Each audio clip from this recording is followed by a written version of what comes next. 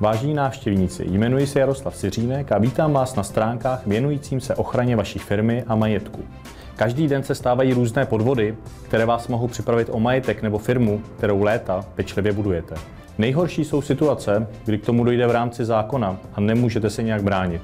Dnes hrozby nepřichází jen od vašich konkurentů, zaměstnanců, dodavatelů, odběratelů, ale také nečekaně od úřadů a bank. Pro ochranu vlastního podnikání jsme spolu s odborníky vyvinuli audit identifikující jednotlivé hrozby s tím, že jsme schopni potenciální problémy preventivně vyřešit. Chcete se také ochránit před nekalými záměry vašich společníků, zaměstnanců, obchodních partnerů nebo státních úřadů a bank?